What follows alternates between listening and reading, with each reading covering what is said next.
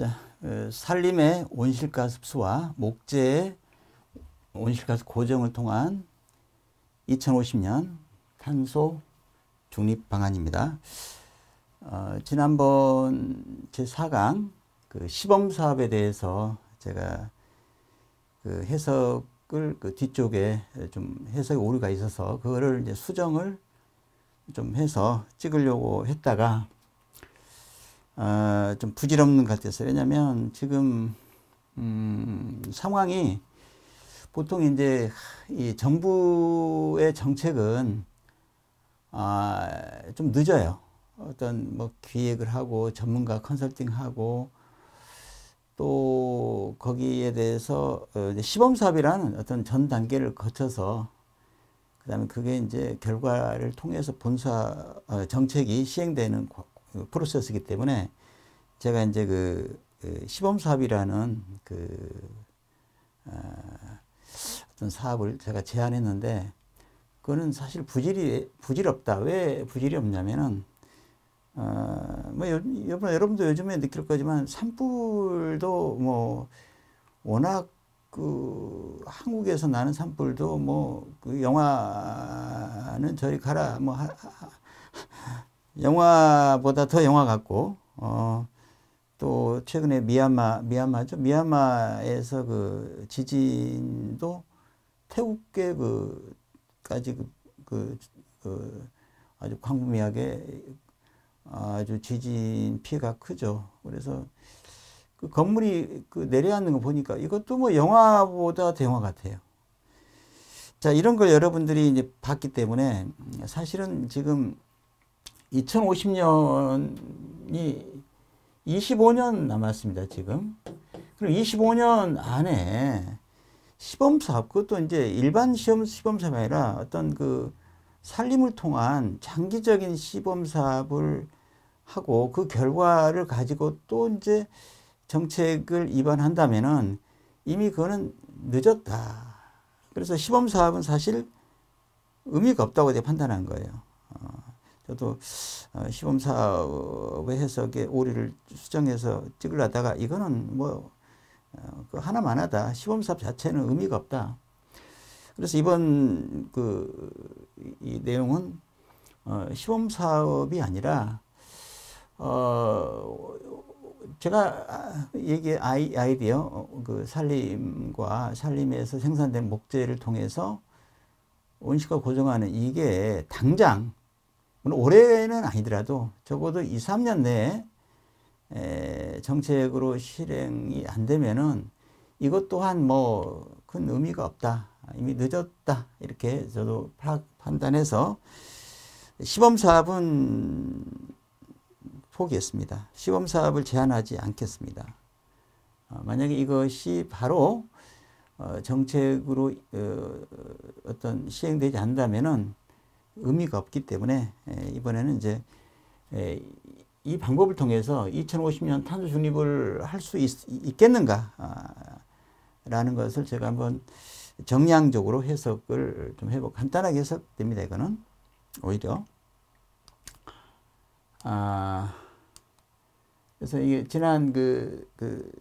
지난번 했던 내용과 똑같은데 그래서 이제 이 얘기를 했으니까 넘어가겠습니다. 다만 이제 여기에서 지난번에 했지만 요게 지금 700 이게 700 여기가 7억 3천만 7억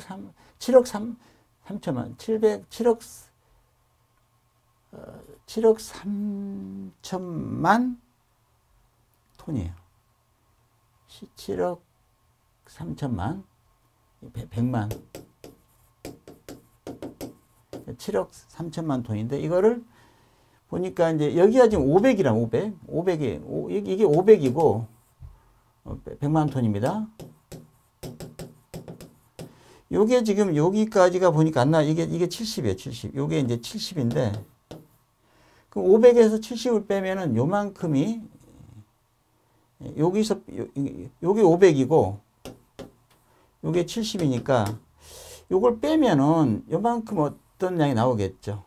여기 70이라면 70 빼면 이게 430이 나오는데 이게 이제 순 매출량이라고 그랬잖아요. 그래서 이제 그 430 어떻게 나왔냐면 730에 40%를 감축한다고 그랬으니까 60%가 이게 됐어요. 그래서 430이 누르면 나오고 63, 잠깐만 안 나오나? 63, 18, 67에 40이 나오죠? 거의 430이 나옵니다. 이렇게 되죠. 근데 이제 지금 그 730에서 500은 40, 이거보다 값이 크죠? 그러니까 500으로 하면 절감이 한 30, 한 5% 되나요? 40%가 안 돼요. 그래서 40%라는 숫자를 그 높이기 위해서 순배출량으로 했지 않았는가 이렇게 저는 보고 이게 이제 문제가 있다는 얘기죠. 왜냐하면 얘는 총배출량, 얘는 뭐 목표치는 순배출량 이렇게 하면 안 된다고 그랬죠. 이건 한번 어차피 보고 하더라도 좀 그렇게 하면 안 되지 않느냐 하는 걸 제가 뭐 많은 생각을 했겠습니다. 왜냐하면 이제 전 세계적으로는 2030년까지 그 기준 연도가 몇 년도지? 그건 갑자기 기억 안 나는데 45% 감축을 하는 걸로 돼 있어요. 우리는 이제 40%라는 수치가 이제 좀 낮죠. 5%가. 그래서 이제 아마 순배출량이라는 이런 트릭을 썼는지는 나는 모르겠습니다. 어쨌든 문제가 있는 걸로 보이고요. 이거는 제가 이제 얘기했기 때문에 넘어가겠습니다. 요거는 뭐 여기서 설명할 필요도 지난번에 설명을 했으니까 이건 뭐 됐고요. 여기서 그 지난번과 다른 건 지난번에 이거를 이제 그 어떤 일단 100만 톤을 가지고 시범 사업 해보자 해서 그 해석을 했는데 그거 하지 말고 그거는 이제 의미가 없어요. 시범 사업은 이미 시범 사업에서 결과를 뽑아서 정책을 어떤 핀다면은 그 이미 2050년 넘어가 버립니다. 그럼 아무 의미가 없어요. 탄소 중립이란 말을 할 수가 없죠. 아마 2050년이 돼도 전 세계 대부분의 국가는 탄소 중립을 못 합니다. 아마 우리나라도 그걸 의식해서 뭐 그냥 그래서 뭐 크게 뭐 생각 안 하는지 모르겠지만 어떤 2050년이라는 이 못 박힌 이 숫자 25년 후는 탄소 중립이 어렵다고 보고 어려움에도 불구하고 제가 제시한 아이디어 가지고 가능하냐 가능하지 않냐라는 걸 이제 정량률 해석해 보겠다는 얘기죠. 2050년까지. 그러니까 지난번 해석은 다 접어버리겠습니다. 왜냐하면 지금 시범 사업은 내가 지금 의미가 없다 했으니까. 사업 주체도 뭐 국가가 알아. 국가인데 국가 중에서 산림청이나 다 이게 국가예요. 지자체나 뭐 기업이나 단체나 어떻든 여기서 바로 법을 제정해서 시행을 하든지 뭐 초법적으로 뭐 어떤 국무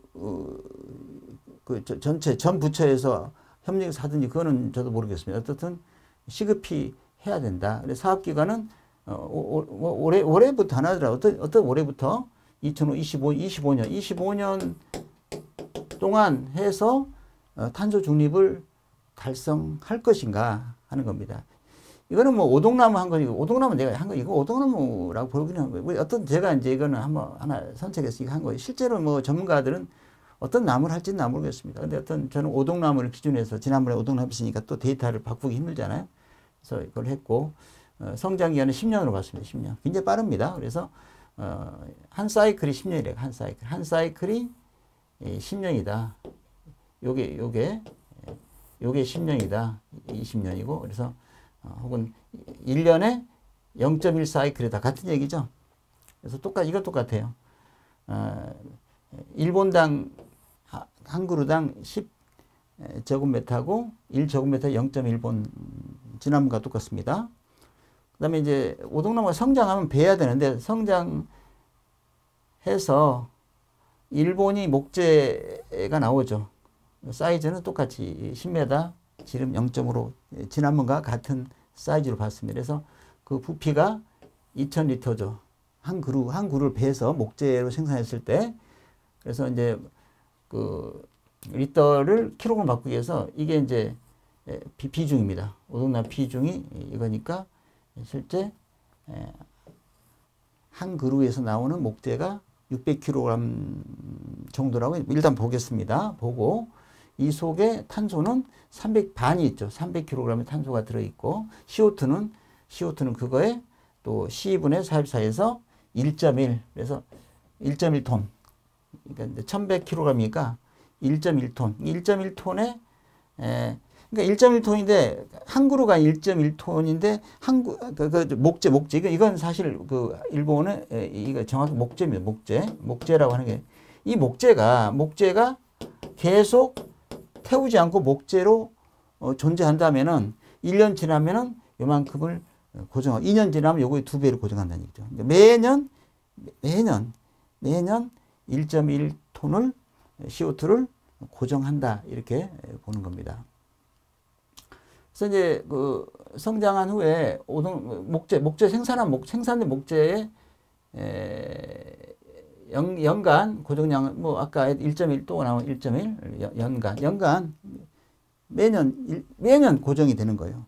10년 고정하면 이제 10년 동안 이거 10배가 되겠죠. 그 다음에 이제 이건 고정량이고, 그 다음에 흡수량.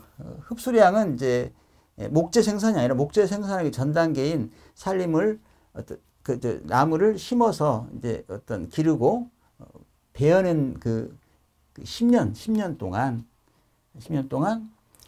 1.1의 반. 그러니까 이게 이제 이렇게 되니까 이게 년이고 이게 이제 톤 CO2라면은 요게 바로 1.1이니까 그죠? 10년 동안 요 면적은 면적이 0.55가 되겠죠. 그러니까 10년 동안 0.55톤을 한 그루가 흡수한다는 거고. 근데 이거를 이거를 10년이니까 이거를 매년 그러니까 연간 1년 단위로 따지면은 0.55에다가 10을 나누면 어때? 0.05가 성장하면서 1년에 흡수되는 이산화탄소량이 되겠죠. 물론 이게 쭉 가니까 계속 평균적으로, 그러니까 이게 평균값, 평균적으로 이렇게, 그죠? 매년 평균적으로 이만큼의 CO2를 흡수하는데 여기에 비해서는 상당히 작은 값입니다. 작은 값이에요. 그러니까 얘는 계속 이건데 얘는 이제 10년 지나면 또 나무가 하나 되니까 목재량이 2배 되죠. 3배 되고 또 10년 지나면 그래서 이게 훨씬 이제 많아진다는 얘기죠. 그건 지난번에 설명을 했고요. 이것도 지난번에 설명했는데 어쨌든 식목해서 10년 후에 벌목할 때 최대로 성장한 상태가 이제 1.1톤 CO2가 한 그루당 되고 이 면적이 0.5는 이 면적 그러니까 이 중화값은 이 면적 그죠? 10년 동안 이제 0.5가 흡수된다는 얘기고, 벌목을 한 상태에서는 매년 똑같은 최대량의 CO2를 고정하는데, 그죠? 계속 매년, 여기서부터는 1년 지나면 저거, 2년 지나면 저거의 2배. 면적이 자꾸 증가되죠. 3년, 4년, 5년 이렇게 해서 고정 기간이 클수록 이 면적이 증가된다. 그래서 목재 수명이 닿을 때까지 이 면적만큼 고정한다는 거고. 그래서 아까도 말했듯이 오동나무 1본당 10년 동안은 0.5인데 이거를 이제 1년으로 하면 나누기 10 해가지고 0.05 아까 했죠. 그 얘기를 하는 거고. 이것도 뭐 계속 나무를 심고 베고 하는데 이제 내가 이걸 바꿨습니다. 이 얘기를 이건 바꾸고 그 다음이 바꿨구나. 어떻든 식목 벌목 이렇게 돼서 자 여기서 보면은 우리가 이제 문제는 2050년에 도대체 그러면은 어느 정도 흡수하느냐. 잘 보세요.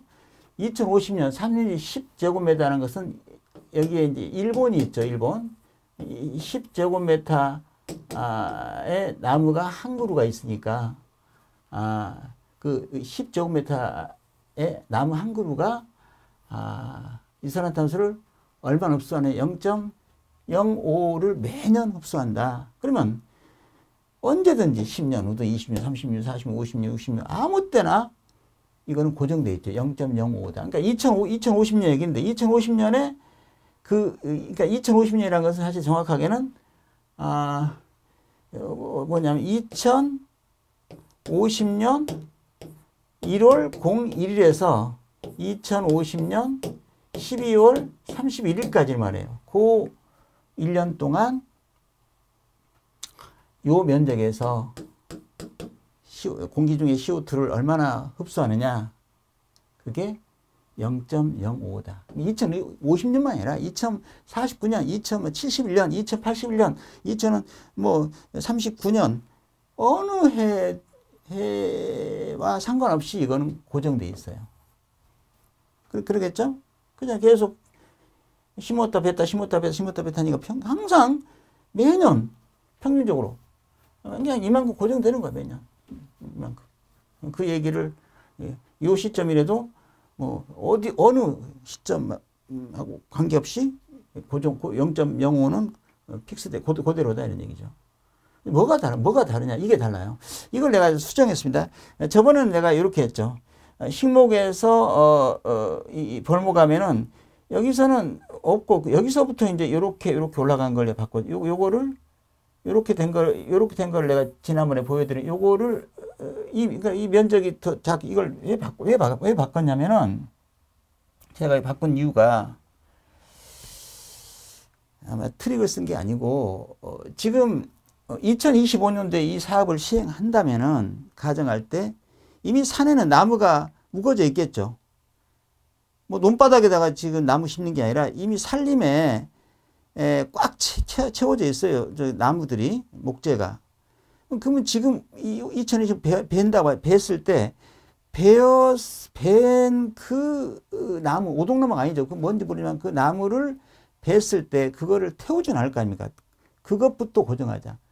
지금 이건 저번에 했던 여기서부터 한 거는 그럼 여기서 벤 나무는 어떡할래? 얘기를 안 했어요. 그거는 우리가 안 치겠다. 그러니까 불리하게 하겠다 했는데 지금 상황이 급박하기 때문에 바로 지금 산에 있는 나무를 베더라도 그 벤 나무를 뭐 버리거나 태우지 말고 썩게 하지 말고 그것도 목재로 생산해서 고정하자. 그렇다면은 당장부터 그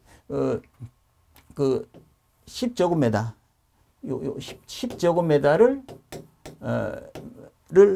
있는 나무를 뱄을 때, 지금 당장 뱄을 때 그 목재가 생산해서 이만큼을 고정할 거 아니냐, 올해부터. 그러니까 한 칸이 위로 올라가는 거예요. 이거를 하는 게 정당할 거예요. 왜냐면은 지금 현재 우거진 산림을 베어서 이 사업을 하더라도 벤 나무를 고정하는 걸 하자. 물론 벤 나무는 오동나무가 아니기 때문에 1.1은 아니지만 거의 비슷하다고 보고 그냥 하는 거예요. 그러니까 이렇게 자꾸 이제 시간이 갈수록 10년 단위로 이렇게 리프트가 되는데 우리는 지금 어느 시점에서 평가를 해야 되느냐? 2050년. 여기가 지금 이게 안 나왔네. 요 포인트가 2050년이니까 2045년부터 이건 10년 단위니까 25년, 35, 45, 45년부터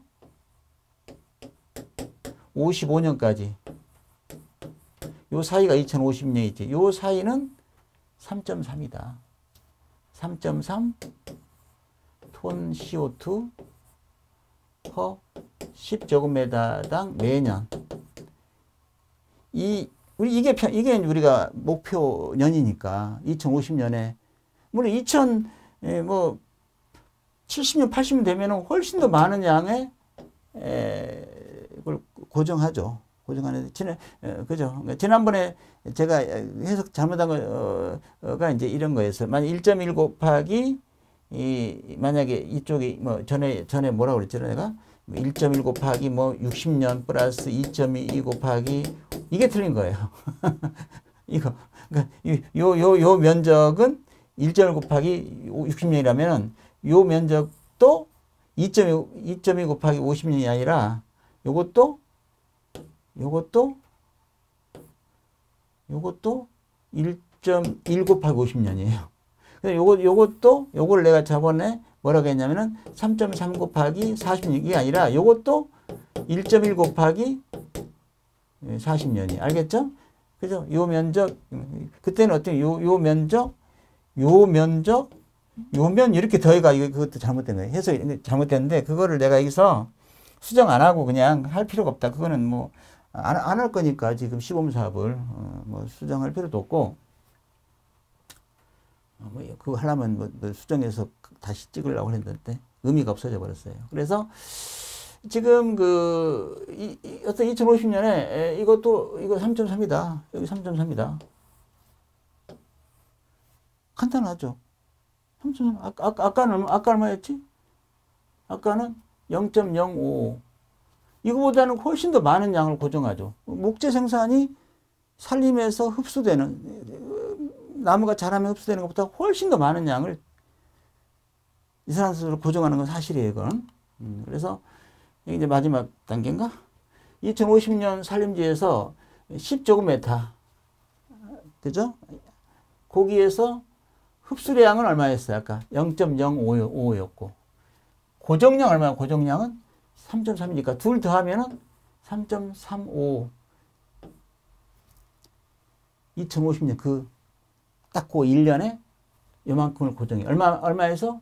10제곱미터. 그러면 1제곱미터당 이걸 10으로 나누면 되겠죠. 나누면은 1제곱미터당. 이거는 이거 여기다 메다 자성해도 되겠네, 이게. 예, 뭐 하여튼 1 있으니 1제곱미터당 0.335톤 CO2를 그 해에 고정한다. 근데 2050년에 지금 이게 이제 문제인데 우리나라에서 데이터가 아무 차이도 없으니까 그냥 내 나름대로 해버렸는데, 지금 2018년에 얼마였어? 이게 지금 아래 위 요게 7억 3천만 톤이었어요. CO2가. 근데 2030년에 어떻게 하겠다고 그랬어요, 이거를? 국가가 이거는 데이터를 제공하더라고요. 요게 70, 흡수가 70까지, 요게 이제 500 해가지고, 이 차이가 돼요. 순 배출량이 430, 그러니까 4억 3천만 톤을 하겠다, 이렇게 이제 해놨고. 그러면 이제 이게 2050년 어떻게 할 것인가? 이 데이터가 안 나와 있어요. 아니, 안 나와 있는지 난 모르겠는데, 내가 못 찾았거든, 솔직히. 없더라고요. 어디 있나? 이 데이터가 없어. 그러니까 이거를 순 배출량, 이건 있어. 이쪽으로 순 배출량을 이거를 0으로 하겠다. 총 배출량 빼기 흡수량 해서 요걸 0으로 하겠다. 그러니까 넷 제로. 그러니까 2050년 넷 제로를 하겠단 말은 있어요. 이건 선언적으로 있는데, 그러면 넷 제로라는 것이 이 두 개가 같으니까 얘를 더 낮추고 얘를 키워서 얘는 낮추고 얘는 더 키워서 얘는 낮추고 얘는 키워서 이거를 지금 쌤이 만들겠다 이렇게 하는데, 근데 그러면 이게 얼마냐? 이게 없어. 이게 얼마고 이게 얼마로 해서 0을 할 것인가? 이게 데이터가 제가 일단 인터넷에 찾으면 안 나오더라고요. 어디 있나 모르겠어요, 이게 지금. 제가 볼 때 이거 데이터를 추출 안 했는지도 모르겠어요, 정부에서. 왜냐면 어차피 이때 가면은요, 세계 각국 많은, 중국을 제외한 거의 다 대부분 나라들이 2050년 탄소 중립을 선언했기 때문에 아마 다른 나라도 못할 거다, 보나마나 못할 거다 하는 암묵적인 어떤 이해가 있는 것 같아요. 저도 그 생각을 합니다. 이게 데이터가 없는 거예요. 근데 예를 들어서 거꾸로 얘를 배출을 많이 하고 흡수도 많이 해가지고 얘를 갖게 해도 이것도 넷제로예요. 온갖 배출을 더 우리 늘리고 흡수도 늘려서 가능하겠습니까? 이 가능하다면 이것도 넷제로가 되는 거예요, 사실. 근데 이건 아니고 불가능하겠죠. 그래서 어떻든 이런 방법을 할 건데 이런 방법을 할 거예요. 이 데이터가 있어. 그런데 요게 얼마냐 하는 거예요. 이게 얼마냐. 얼마인지 나도 모르겠어. 그래서 내가 이제 요거를 나 모르겠으니까 그러면 이게 5억 톤인데 이거는 뭐 3억 톤을 하자. 3억 톤 정도 하고 이것도 그러면 3억 톤 하자. 그러니까 이 3억 톤은 흡수를 뭐 CCS로 하든가 CCU로 하든가 그러니까 카본 캡처 스토리지를 하든가 이거는 그 카본 캡처 유틸리제이션 그게 뭐냐면 그 활용을 하든가 이런 방법으로 할 수가 없어요. 방법이 어떻게 뭐 글쎄 바다에서 뭐 미세 조류를 하겠다? 뭐 좋습니다. 그것도 뭐 바다에도 또 플랑크톤이 있죠. 플랑크톤에 의해서 뭐 광합성 하겠다. 뭐 모르겠어요. 어떻게 할지는 모르겠지만 그러나 제가 지금 여기서 그걸 다 모르니까 나는 무식하게 자, 이 3억 톤이라고 하는 전부를 오로지 내 아이디어로 100% 한번 해보겠다. 말이 안 되잖아요. 어떻게 저기 뭐냐 3억 톤 자체를 산림하고 목재만 가지고 다 할 수는 없죠, 사실은. 그럼 말이 안 되잖아요. 근데 난 한번 그렇게 한다고 가정한다면은 도대체 산림 면적이 얼마나 필요하냐, 어느 정도 예상이 되냐, 이걸 한번 해보려고 싶은 거예요. 다른 거 아무것도 안 하고 오로지 산림과 생산 목재만 가지고 모든 거를 해결하게 한다면은 한다면은 가능할 것인가와 어느 정도의 그 산림 면적이 필요할 것인가 이거를 내가 추출해 본 거예요, 지금. 그래서 이거는 내가 그냥 해본 거예요. 이게 실제 이것을 정책적으로 한다는 게 아니라 이렇게 그냥 막무가내로 그냥 이거 하나로 모든 걸 해결하겠다. 다른 거 없어도 이거 하나로도 탄소 중립이 가능한지를 보는 거예요. 그래서 일단 1제곱미터당 요만큼 1년에 하니까 그러면 우리나라 얼마만큼의 산림이 필요하냐? 그러면 지금 아까 3억 톤 이게 3억 톤이거든요. 3억 톤의 그 탄소 배출을 그 제곱미터당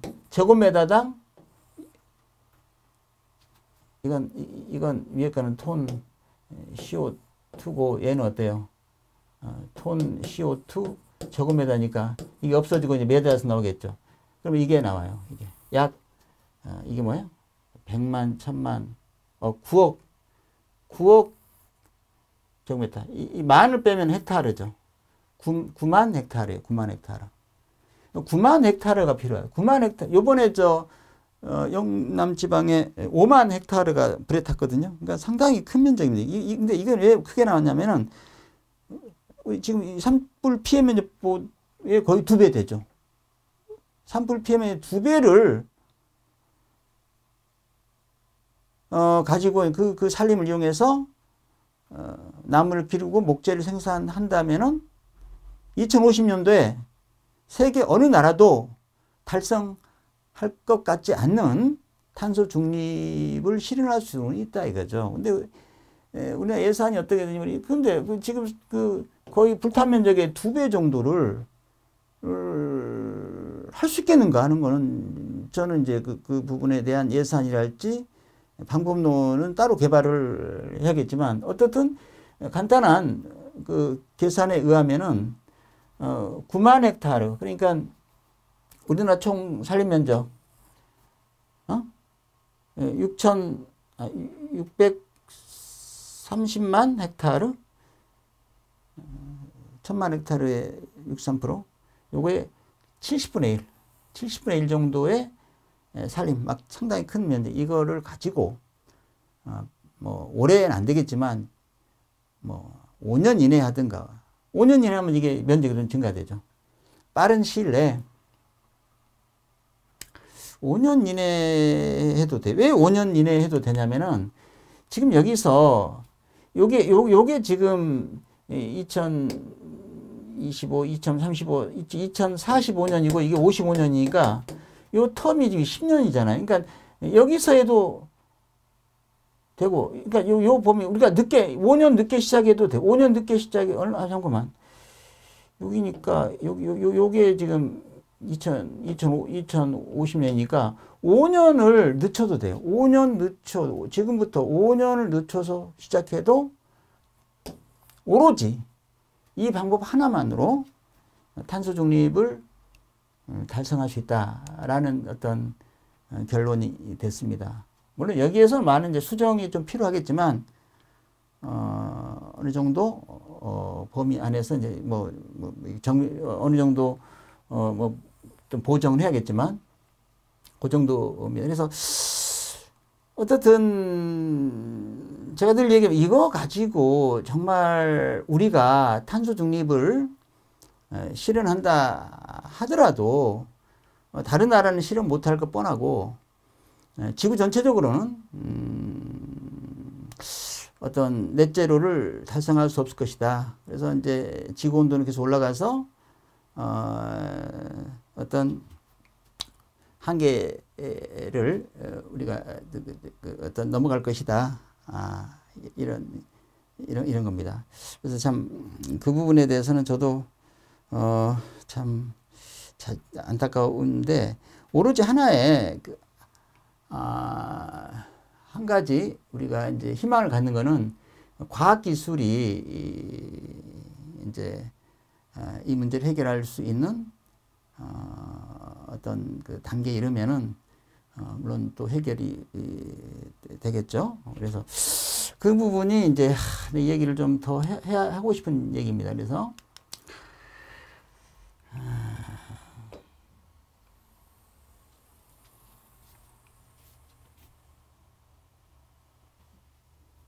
우리가 이제 그 AI에서는 이제 싱귤레리티라는 특이점 얘기하고 우리 쪽은 이제 티핑 포인트 뭐지?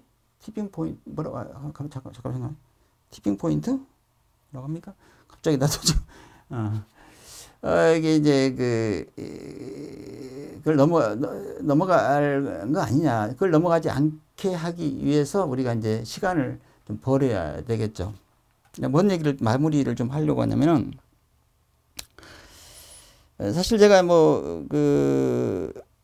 엔지니어지만 또 문화 쪽도 제가 이제 세계 문화교류 이사장도 좀 현재 하고 있고 그래서 취임할 때도 일성으로 이제 얘기를 좀 드린 게 있습니다. 근데 많은 사람들이 무슨 말인가 했을 건데, 어쨌든 소비를 좀 줄이자 이런 얘기를 제가 소비를 줄이고도 그러니까 행복을 희생하지 않으면서 소비를 줄이자. 소비를 줄인다는 것은 에너지를 절약하는 거고 에너지를 절약하는 것은 탄소 배출을 줄이는 거니까 탄소 배출을 줄인다는 것은 결국은 시간을 버는 거기 때문에 우리 단체가 좀 그 역할을 해야 되지 않느냐 하는 생각을 해서 그러면 이제 어떻든 사람들이 어떻게 하면은 탄소를 줄일 수 있느냐? 그건 소비를 어떻게 줄일 수 있느냐가 이제 관건입니다. 소비를 줄이는 것은 돈이 없으면 소비가 줄이죠. 또 쓸 돈이 없으니까. 근데 돈이 많으면 소비가 늘어나겠죠. 그러니까 돈이 많아도 소비를 줄일 수 있다면은, 그죠? 그게 이제 어떻게 해결하느냐. 돈이 많아도 소비를 줄일 수 있으니까. 제가 그런 말 했어요. 그래서 우리가 소비를 한다는 것은 일종의 과도한 소비는 일종의 죄악이다. 왜 죄악이냐? 우리가 어떤 물건을 샀을 때 이게 만약에 1,000원이라면은 1,000원의 가치를 가지고 물건을 샀지만 이거는 플라스틱입니다. 어떻든 이거를 땅 속에서 석유를 빼가지고 납사로 이걸 만들어 이게 어떤 석유에서 만든 거예요, 사실. 그러면 이거를 만드는 데 들어간 어떤 에너지, 이산화탄소 배출하는 것부터 해가지고 이거를 땅 속에서 채취해서 운반해서 가공해서 어떤 생산해서 소비할 때까지 오는 이 모든 과정에서 빚어지는 지구에 대한 환경 그 부하는 1,000원은 더 됩니다. 그럼 이게 10,000원이다. 적어도 10,000원을 지불해야 되는데 나머지 9,000원은 지불 안 돼. 그냥 땅속에 있는 석유를 내가 그냥 파가지고 팔았다 이거죠.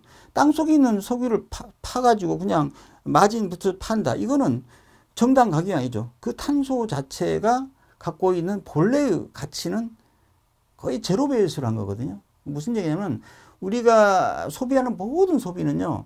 정당한 대가를, 지구 환경 입장에서는 정당한 대가를 지불하지 않습니다. 그냥 어떤 면에서 자본주의에서 상품 가치로 취급하는 거예요. 그렇잖아요. 그러니까 과도한 소비는 일종의 죄악이다. 그래서 아무리 돈이 많더라도 과도한 소비는 지구 환경에 영향을 준다는 겁니다. 그래서 어떻게든 소비를 줄이는 게 지금 가장 큰 관건입니다. 우리가 여기에서 이런 기술을 손에 넣을 때까지 기다리는 것도 중요하지만 그 기술에 의해서, 과학기술에 의해서 문제 해결 전까지 시간을 최대한 벌어준다는 개념에서는 소비를 줄이는 문화, 운동이 필요하다. 소비를 줄인다고 해서 행복을 줄이거나 뭔가 삶에 어려운 삶을 견디라는 거 아닙니다. 우리가 과도한 소비를 줄이자는 얘기죠. 필요한 최소한 소비는 당연히 해야겠죠. 그래서 어떻게 소비를 줄이면서도 행복할까? 오늘 제가 사실 오늘이 주일인 일요일인데 어쨌든 뭐 이런 말하면 오늘 쑥 들어 갔다 왔어요. 우리 와이프가 이때 또 쑥을 뜯으러 가요. 쑥 뜯으면서 하루를 지냈습니다. 뭐 쑥이란 게 남자는 별로 안 뜯죠. 그러나 쑥을 이렇게 잡으면서 밑둥을 자르면서 그 느낌 아마 여러분 그 재미있어요. 그 가치가 있겠습니까마는 어쨌든 쑥의 냄새, 쑥을 보면서 만지면서 하는 그게 어떤 소소한 행복 아니겠어요? 돈을 꼭 투자해서 뭐 행복할 수도 있겠지만 아주 일상에서 가벼운 것에서 우리가 그러니까 우리의 감정을 좀 센서빌리티, 그러니까 좀 뭐랄까 민감하게 만들 필요가 있어요. 그러면은 소비를 그러니까 소소한 어떤 행복을 느낄 수 있다 보는 겁니다. 그런 게 뭔가 이것 같은 그런 어떤 거를 우리가 문화적으로 풀어갈 수 있다면은 저도 많은 생각을 지금 하고 있습니다. 그러면 소비를 어떻게 하면 줄일 수 있느냐, 이거를 조금만 더, 소비를 줄이는 게 지금 관건인데 어떻게 줄이게 할 수 있는가, 문화적으로. 소비는 이제 물질의 소비를 말합니다. 물질의 소비. 요거만 하고 정리를 좀 하려고 하는데 지금. 자, 그러면 한번 우리가 사회 구조를 보겠습니다. 사실 제가 예전에 의식에, 이거는 뭐 얘기 안 하겠습니다. 의식 어떻게 해서 의식에, 이러한 책을 하나 편 적이 있습니다. 근데 거기에 이제 이게 사실 나오는 얘기입니다. 나오는 얘기인데, 판매용이 아니라 이제 우리끼리 이제 시책 내서 이제 지인들끼리 나눠줬는데, 거기에 있는 얘기입니다. 일부만 소개를 하겠습니다. 거기는 이제 차트가 오래돼가지고 4개 차트로 된 것 같아요. 사회구조진화, 사회 구조의 진화, 그 다음에 과학기술의 진화, 그 다음에 문화의 진화, 종교의 진화부터 했구나. 종교의 진화, 좀 무거운 제목입니다. 그 다음에 문화의 진화, 이렇게 있어요. 4차트로 되어 있는데, 여기서 여기에 있는 얘기 중에 일부를 소개를 좀 해드리겠습니다. 간단하게 소개해드리겠습니다. 간단하게 그 테마 조금만. 사회구조 진화에서 일단은 우리가 알고 있는 사회구조는 사회주의.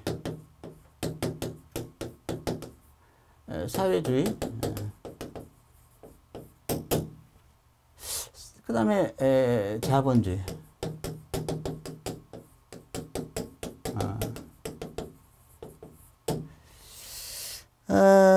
사회주의는 제가 정의하는 게 맞는지 모르겠지만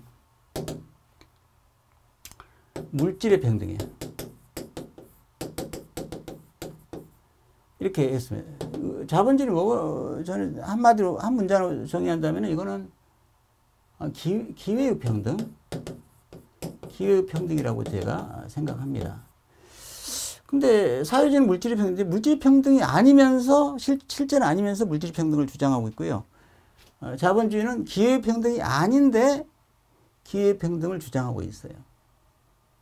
그럼 물질이라는 것은 결국은 예를 들어서 모든 사람이 같은 물질을 똑같이 갖자 하는 건데 뭐 사회주의가 그걸 실현하지도 않고 있지만 이 문제가 뭡니까? 물질의 평등이란 것은 대단한 문제가 있는 거죠. 왜냐하면 사람이라고 하는 것은 예를 들어서 어떤 사람은 뭐 좀 체구가 작아요. 갈비씨는 하루에 뭐 사람이 세 끼를 먹지만 밥을 조금 먹는 사람이 있어요. 많이 줘도 안 먹어. 근데 좀 먹성이 좋고 덩치가 있는 사람은 밥을 한 끼 두 그릇 먹는 사람도 있겠죠. 근데 그거를 똑같은 물질로 한 그릇 먹어라. 그거는 대단한 불평등입니다. 사람들은 각기 욕구가 본인의 상황에 따라서 다양한 물질적 욕구가 있습니다. 근데 그 물질적 욕구가 다 다른데도 불구하고 그거를 똑같은 조건을 한다면 이거는 인간성을 말살하는 거죠. 그러니까 사회주의는 있을 수 없는 거예요. 이런 사회가 존재할 수는 없습니다. 이거는 동물 세계에도 이런 건 없어요. 동물들도 약육강식이라고 하지만 어떻든 각자의 능력과 그리고 욕구에 따라서 다양한 어떤 생활을 하는데 그거를 인간이라는 그 최고 영장한테 동물보다 못한 그런 사회 체제를 갖는다는 것은 문제가 있는 거예요. 그러니까 사회주의는 이거는 이상한 게 존재해서는 안 되는 사회 구조입니다. 다시 한번 얘기 드린다면 예를 들어서 봅시다. 이거 뭐 예를 들면 어부 마을과 낚시꾼 마을이 있다. 어부는요 그물로 그냥 팍 해가지고 고기를 많이 잡아서 배불리 먹어요. 근데 낚시꾼 마을은 낚시하면 하루 종일 해도 한 마리 잡을지 두 마리, 한 마리 못 잡을 수 있는데 그거 가지고 만족합니다. 그래도 먹고는 살아. 근데 어부 마을에서 낚시꾼 마을 보면 저 자식들은 참 바보들이네. 아니 저렇게 그 낚시하면서 그 한두 마리 우리 같이 이렇게 그물로 잡지. 근데 낚시꾼 마을에 있는 사람들한테 그러면 당신 어부 마을 가 살아. 어부 마을을 또 저 돼지 같은 놈들 이 낚시하는 이 맛을 모르고 그러니까 서로가 전혀 다르죠. 그러니까 그런데 그거를 같이 해서 야 똑같이 먹자. 이거 안 된다는 얘기죠. 각자 다 달라요. 사람은 백이면 백 다르기 때문에 그거를 물질의 평등으로 얘기하면 안 된다. 그래서 이런 사회주의의 이념은 정말 이건 잘못된 이념이다. 이거를 이제 제가 얘기 드리는 거고요. 어떻든 사회적 패배했어요. 소련이 붕괴하면서 저는 어느 정도 패배했다고 봅니다. 지금 중국이나 뭐 이런 데는 사실은 완전 사회주의는 아니지 않습니까? 그래서 사회주의하고 오히려 권위주의인데 권위주의들이 최근에 상당히 AI가 이제 이게 접목되면서 권위주의 사회가 지속될 가능성이 높습니다. AI가 인간을 통제할 수단으로 쓴다면은 아주 그죠? 이거 문제가 될 수도 있는데 그게 이제 앞으로 어떻게 진행될지 모르겠습니다. 그러니까 AI가 인간을 해방할 것인가, 인간을 구속할 것인가 하는 것은 앞으로 전개 과정을 잘 우리가 봐야 되겠습니다. 관심을 가지고. 그다음에 이제 자본주의라는 것은 기회의 평등이라고 하는데 기회가 평등하냐 이거죠. 기회 평등할 수 없죠. 출발점도 다른데 어떻게 기회가 평등합니까? 그러나 자본주의는 기회의 평등을 주장하고 있어요. 그러니까 다 욕구가 다르죠. 모든 사람이 다 욕구가 다른데 그 다른 욕구를 충족할 수 있는 기회를 주겠다. 그러나 욕구 충족이 된다는 건 아니에요. 다만 욕구 충족할 수 있는 기회를 동등하게 주겠다는 얘기인데, 근데 욕구 충족이 안 되니까 불만이 많겠죠.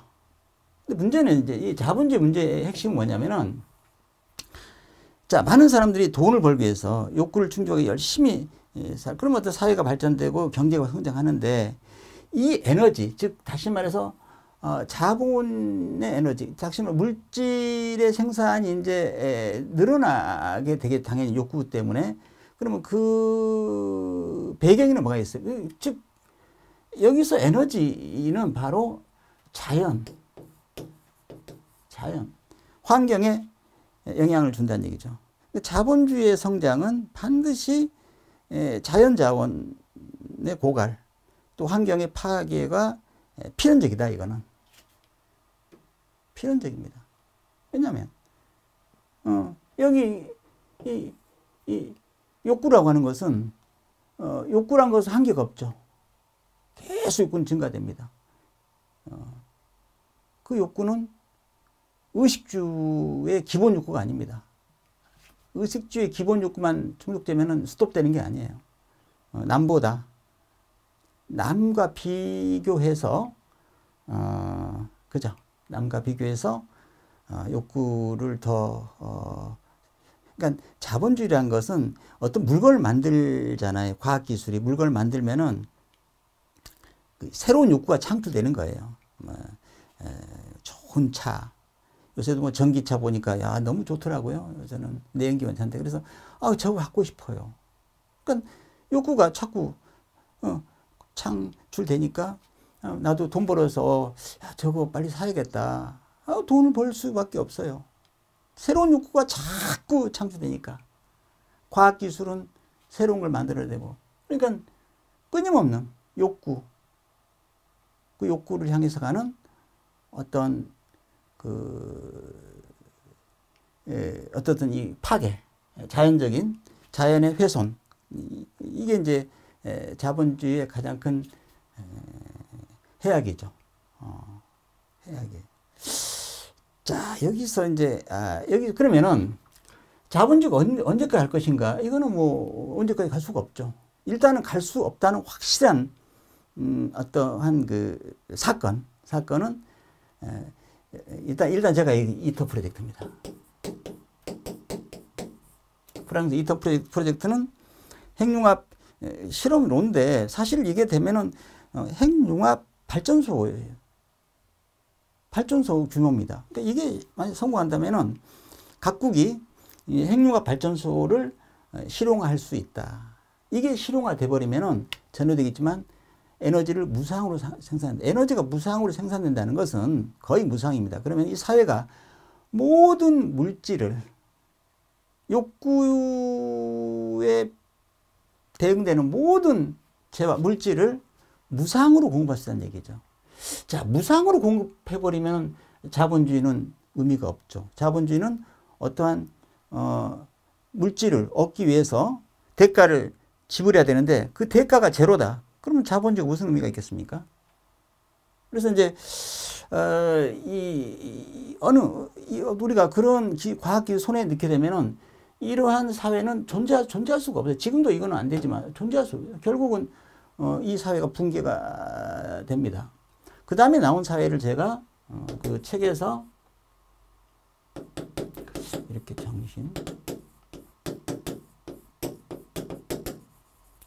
정신주의라고 해요. 정신주의.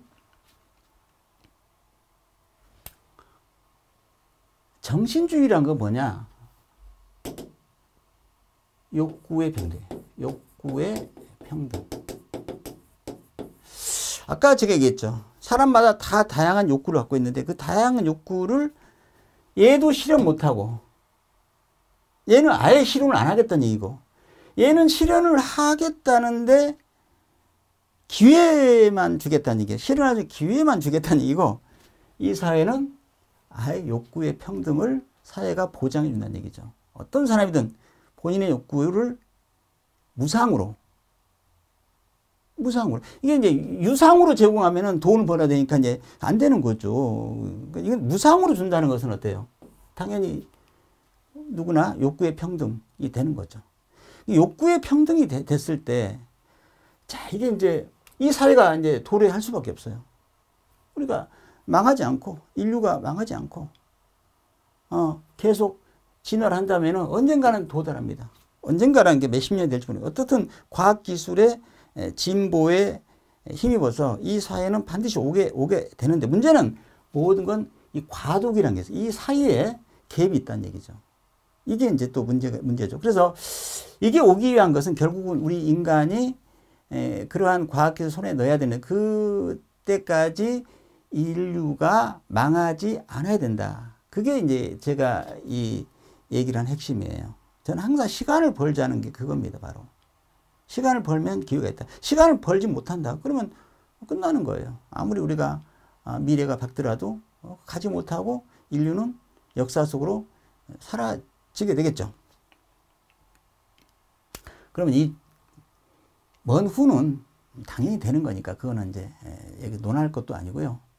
사실 여기에서 이제 이 얘기가 참 여기서 할 얘기가 사실 우리 책에서 많이 나오는데 내가 이제 결국은 이 뒤는 신이라고 하는 게 나와요.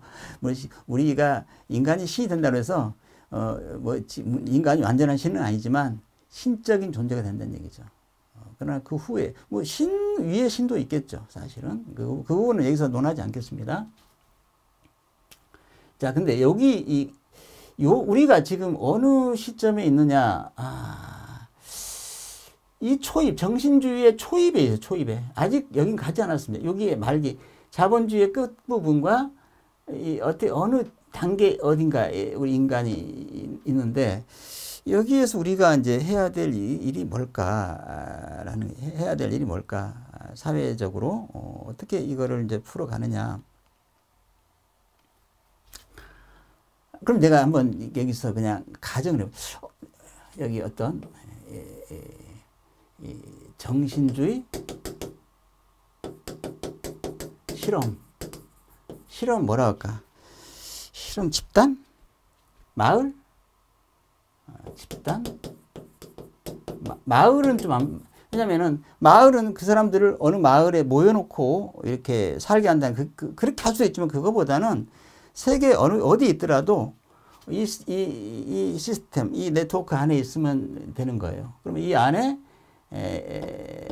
일단은 그 사람들이 있겠죠. 저와 저를 지원하는 동지들이 에너지를 주는 겁니다.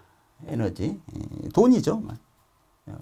이 안에 있는 사람들은 자기들의 욕구를 무한대로 누릴 수 있는 거예요. 좋은 차, 좋은 집,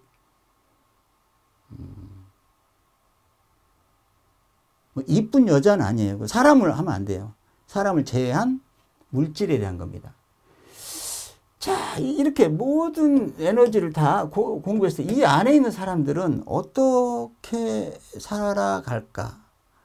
일반적으로는 욕구를 만족시키기 위해서 재화, 물질의 소비가 엄청날 것이다 라고 하는데 저는 그렇게 보지 않아요. 물론 초기에는 약간 그럴 수 있지만 우리가 물질의 소비를 많이 하는 것은 기본적 의식주가 아니라 남들에 비해서 상대적인 어떤 그 욕구가 있어서 그래요. 남들이 갖지 못하는 어떠한 물질을 나만 소유하겠다 하는 겁니다. 그래서 이제 여기에는 모든 걸 가질 수 있기 때문에 욕구가 없어져 버립니다. 희한하죠? 이 부분에 대해서는 제가 자세히 설명한 시간은 없는데 모든 걸 다 무상으로 공급해버리면요. 그 안에 있는 사람들은 물질의 욕구가 사실 없어져 버리는 거예요. 제가 오늘 윤중로 오늘 원래 오늘 벚꽃 축제 하려고 했는데 늦게 피어가지고 축제를 일주일 늦췄는데 오늘 가보니까 사람들이 있더라고요. 근데 차를 안 막아서 그런지 차도 왔다 갔다 하고, 근데 거기서 깜짝 놀랐어요. 어떤 차가 하나 오는데 폐차장에서 나온 차야. 내가 볼 때 딱 폐차장에서 막 나온 차야.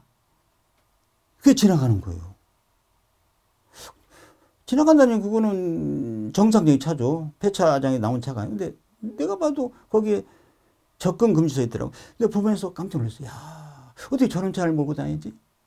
그러니까 이 안에서 뭐 세단, 벤츠 600 이거를 몰고 다니면은 그 사람은 자랑스러울까요? 부끄러울까요? 절대 자랑스럽지 않습니다. 뭐 부끄러운지는 모르겠지만 자랑스럽죠. 그냥 털털거리게 아까 그 사람처럼 그냥 깡통 같은 차 몰고 다니면서 너무 좋다. 너무 좋다 이거야. 소리도 막 그냥 막 덜렁덜렁하고 아까 봤거든요. 정말 차가 이게 폐차된 차에 내가 볼 때. 근데 돌아다니더라니까. 아니, 봤으니까 얘기하잖아요, 이거를. 그러면 그런 사람을, 저거는 완전 돈이 없어가지고 거지 아니야? 우리 사회는 그렇게 볼 수 있지만, 여기에서는 그렇게 안 본다는 얘기죠. 그렇게 안 보죠. 응? 그러니까 소비가 준다는 얘기죠. 근데 문제는 어디 발생하냐면, 이 사람들이 돈을 벌 필요가 없기 때문에 일을 안 하고, 아무것도 안 하고 그냥 누워 잔다? 그럴까요? 그럴 것 같죠. 근데 내가 돈을 벌 필요가 없는데도 뭔가를 한다 이거죠. 그 뭔가가 뭘까? 예를 들어 여기 밥은 먹어야 할 거 아닙니까? 밥을. 그때 되면 밥은 사람이 안 하고 AI 로봇이 하겠지만 예를 들어 밥을 한다고. 밥을 먹어야 되는 사람이 밥을 해준 식당이 필요하다고 봅시다. 지금의 식당 가면은 주방장이 음식을 만들고 있는데, 주방장이 왜 음식을 만드느냐? 원인은 하나예요, 내가 볼 때. 돈을 벌려고. 내가 음식을 맛있게 해서 사람들이 많이 오면은 내가 돈을 벌어서 우리 처자식 먹여 살리고 돈 벌어서 잘 살아보겠다. 그게 그 욕구가 주방장에서 일을 하게 합니다, 사람. 근데 이 사회에서 누가 돈 벌 필요 없는데 주방장 하라면 하겠습니까? 그러나 한다 이거야. 왜 하냐? 여기서는 주방장이 내가 음식을 맛있게 해서 사람한테 이제 먹이죠. 그게 이 사람은 생명을 살리는 일입니다. 내가 음식을 해서 사람들 먹이게 해서 생명을 살리는 일이 무엇보다 소중하고 하고 싶은 거예요. 하고 싶은 거예요. 그거는 자원봉사가 아닙니다. 우리는 자원봉사라는 것은 대가를 안 받고 하는데 그 사람은 대가를 받는 거죠. 정신적인 대가, 정신적인 만족, 정신적 차원에서의 대가를 받고 일을 하는 겁니다. 모든 게 정신적인 가치에서, 물질 가치지만 이거는 정신 자체가, 이거는 내가 얘기를 여기까지 할 필요 없는데, 이 정신이라고 하는 것은요, 우리 세계는 물질이 실존하는 세계입니다. 정신은 잘 모르는지 모르죠. 요즘에 양자역학에서 정신까지도 다루려고 하고 있지만 아직은 정신은 과학에서 다룰 수가 없어요. 근데 분명히 정신은 있는 것 같은데 실존하냐? 실존해요? 이게 참 어려운 얘기인데, 그러나 우리 같은 3차원 우주, 3차원 우주는 분명히 입체, 물질이라고 하는 것이 실존한다고 우리는 알고 있습니다. 그게 사실인지 아닌지 그거는 떠나서 우리는 태어나서 삼라만상이 물질로 되어 있다. 그 물질이 분명히 여기 존재하고 있다라는 믿음이 있죠. 그 세계에 우리가 있습니다. 그러나 예를 들어 이건 상상입니다. 내가 죽었어. 내가 죽어버리면 육체는 없어지고 이제 정신이 있을까요? 정신이 있다. 정신이 존재한다면은 그때는 4차원이죠.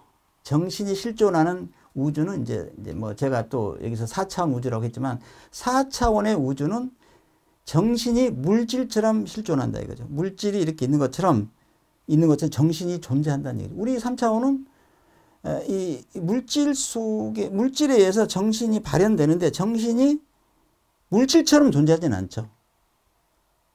그러니까 우리는 뭐 성경에서도 그렇죠. 마음속으로 간음한 것도 간음이다. 마음으로 죄를 짓는 것도 죄다. 이렇게 했지만 우리 사회에서는 그게 죄가 됩니까? 안 돼요. 그러나 4차원 우주에서는 마음으로, 그러니까 정신이죠. 마음으로 죄를 지으면 그 죄가 드러난다는 얘기죠. 이게 참 설명이 어려운. 그게 물질처럼 존재하기 때문에 그건 죄가 돼버리는 거죠. 거기는 내가 거기 지금 얘기하면 이게 지금 너무 길어져.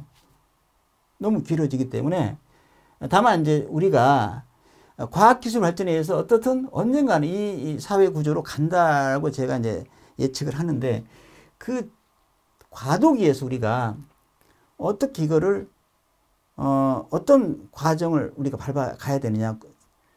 지금 이 위기, 지구온난화랄지 여러 가지 위기 상태에서 그래서 일단 이 사회가 어떤 방향으로 가야 되냐. 그래서 이제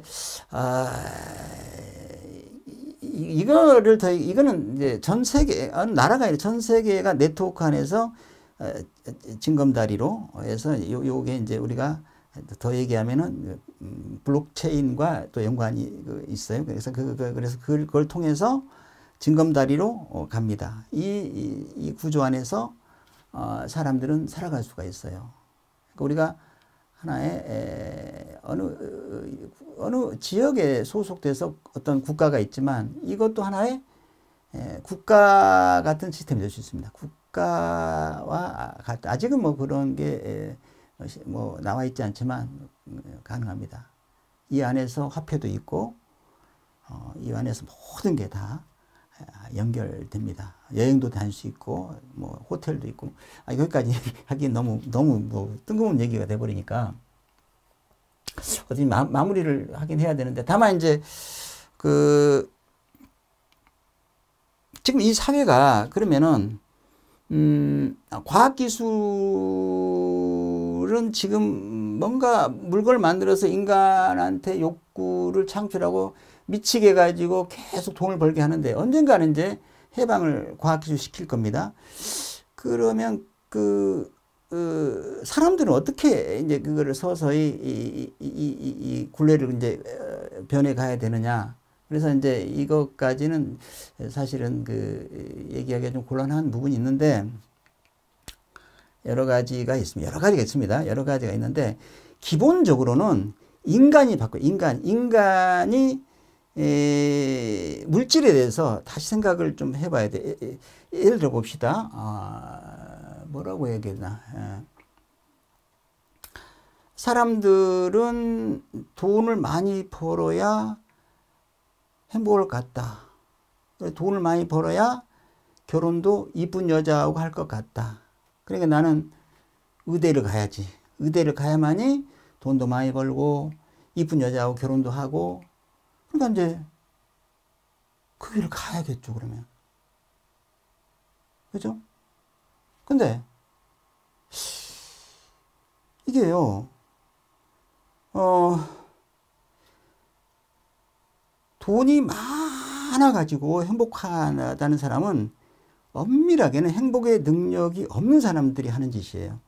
행복할 수 있는 능력 있는 사람들은 물론 굶어 죽으면 안 되겠지만 적어도 기본적 의식주만 해결돼도 행복할 수 있는 사람이 능력자입니다. 능력자. 이 이쁜 여자를 봐야 결혼하고 싶어 하는 사람은 사랑할 수 있는 능력이 부족한 사람들입니다. 사랑할 수 있는 능력자들은 얼굴이 좀 이쁘지 않아도 사랑할 수가 있는 겁니다. 우리 능력이 중요해요. 무능력자들이 하는 게 계속 돈하고 이쁘냐 하는 게 그게 무능력자들이거든요. 그럼 능력자를 기르는 건 뭐냐 이거죠. 그건 바로 교육이에요. 교육. 철학, 인문학. 인문학이 죽었다고 하다가 갑자기 요새 인문학이 살아나는 것은 인문학의 힘으로 살아나는 게 아니에요. 양자역학이라는 어떤 학문에서 빚어지는 그 결과가 인문학을 자극해서 인문학이 지금 살아나고 있다고 생각합니다. 그거는 인문학 힘이 아닙니다, 지금. 우리가 정말 이 인문학이라고 하는, 저도 문화에 좀 인문학에 대한 새로운 조명, 정말 인간이 어떻게 하면 그 행복할 수 있는 능력과 사랑할 수 있는 능력과 뭔가 인생을 살아가는 능력자가 될 수 있냐는 건 대단히 중요합니다. 그 교육이 안 되면은 인간은 어쩔 수 없어요. 물질을 추구해서 모든 게 돈 많이 벌고 해서 그게 돼야만이 나는 성공하고 아니면 실패하다. 이게 돼버리는 거예요. 그래서 이 과정에서 이제 존재한 것 여러 가지 사회 구조의 변화가 이제 필요한데 다 나이를 못 하겠지만 일단은 예전 몇 년이야 스위스에서 전 국민에 대해서 매달 300만 원 주겠다는 그 기본소득 투표를 해서 부결됐죠.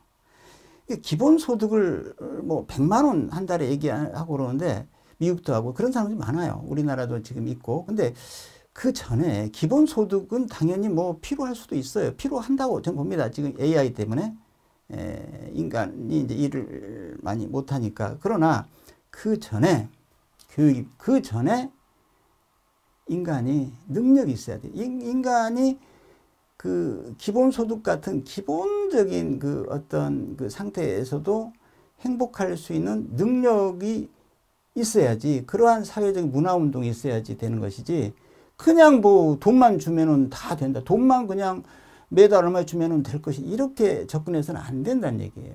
그래서 이거는 굉장히 중요한 많은 얘기입니다. 그래서 우리가 아까도 얘기했지만 저는 뭐 쑥 듣고 와서 너무 좋아요.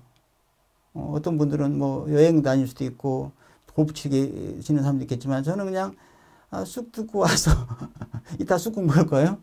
너무 행복합니다. 저는 술도 많이 먹죠. 막걸리 한 잔 먹으면 너무 좋아요. 파전에다가. 그게 너무 좋아. 더 이상 저는 원하잖아요. 그러니까 그렇다면 제가 뭐 하루에 쓰는 돈이 얼마일까? 잘 모르겠지만 돈을 씁니다. 그런데 버스비 하고요. 담배도 안 피는 담배값도 안 줬죠. 도시락 싸갖고 다니요. 도시락 싸갖고 다니요. 그러니까 내가 하루에 도대체 돈을 얼마 쓰지? 그렇다면 돈을 벌 필요가 있을까? 많은 사람들은 몸이 아프면 죽어야지. 병원에 갔으면 나왔고 못 나오면 뭐 그냥 마지막 뭐 그냥 그걸 너무 걱정하다. 나중에 몸이 아프면 어떡하냐. 자꾸 그래, 몸이 아프면 어떡하냐. 몸이 아프면 죽어야 되는 거 아니야. 안 죽습니까? 나 이게 빨리 마무리해야 되는 지금. 어쨌든 이 얘기를 제가 하는 게 이제 마무리하겠습니다. 그래서 우리는 희망이 있다. 분명히 제가 여기서 희망을 주는 거예요. 과학기술에 저는 희망을 걸고 있어요. 물론 전 세계가 어떻게 갈지 모르지만 희망이 있다. 희망이 있다면 우리는 희망을 향해서 가야 된다. 희망을 향해서 가야 되는데 시간을 벌어주자. 그렇다면 우리가 이 에너지 문제, 탄소 중립 문제를 완벽한 해결을 못하더라도 해결할 수 있는 방향을 향해서 가야 되지 않냐, 이거 사회가. 그게 가장 큰 이슈 아닙니까, 지금. 근데 그런 이슈에 대해서 뭐 주장하거나 뭐 데모입니까? 많은 정부 요구하는 사람이 없어요. 지금 아무리 미세먼지가 있고 또 미세 플라스틱이 있다고 해도 아무도 정부에 요구를 안 합니다. 왜? 미세 플라스틱, 미세먼지 이거는 나만 마시냐 이거야. 우리만 마시냐? 너희도 마신다 이거야. 나만 죽냐? 너희도 죽지 않냐? 그러면 이제 이슈가 안 됩니다. 근데 우리만 문제돼. 우리하고 너희가 다르니까 야, 우리 쪽만 문제, 니네는 괜찮은데 우리만 피해본다. 광화문 가서 난리 나요. 광화문 가서 난리 납니다, 지금. 그게 우리 중요합니까? 인류사의 문제, 우리의 가장 절대절명의 문제들인데 그 문제는 모든 사람이 공통이 겪을 수 있는 문제이기 때문에 아무도 관심을 안, 나만 죽냐니까 너도 죽고 다 죽고 불만이 없다 이겁니다. 나만 죽는다면 난리 나죠. 나만 죽는다면 난리가 납니다. 응? 그래서 이게 참 어려운 문제예요. 이게 더 중요한 문제지만 사람들은 에이 어떻게 되겠지. 야, 나만 문제 누군가 되겠지. 나만 피해당해? 뭐 괜찮아. 이런 의식을 우리가 깨야 됩니다. 그래서 관심을 가지시고 사실 이 얘기를 좀 정치권이나 관계기관에서 좀 관심을 가졌으면 되고 꼭 이대로 하자는 게 아니라 이 자극에 대해서 좀 전문가들이 모여서 한번 논의를 해볼 수 있는 기회가 왔으면 좋겠습니다. 여기까지 마무리하고 혹시 뭐 다음에 또 저하고 연관이 된다면은 어떤 기회든 한번 가져보고 싶습니다. 예, 여기까지 마무리하겠습니다. 감사합니다.